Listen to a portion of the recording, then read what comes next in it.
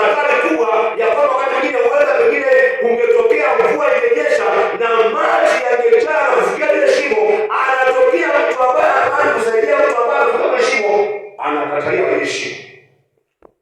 Na wakati huo wingu limetanda na eneo alilotumbukia kwenye shimo hilo huenda ndio mfereji, ndio mwelekeo wa mfereji wa maji. Maji yote yanakusanyika ndio yanaelekea huko. Anatokea mtu akumsaidia mtu ili kutoka kwenye shimo. Mtu anasema niache Mungu tu, utajitoa mwenyewe. Huwezi kujitoa mwenyewe. Huwezi kujiokoa mwenyewe. Huwezi kuhama huko kutokana na dhambi mwenyewe.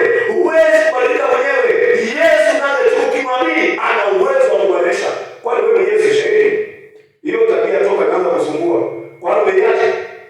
Umebadilika. Umegeuka.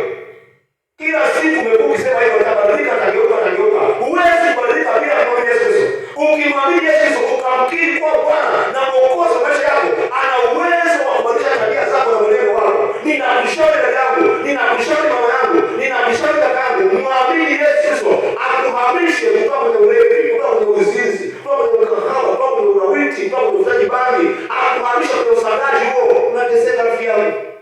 Umekataa kuolewa kwa sababu tu ya usagaji. Unakwenda wapi?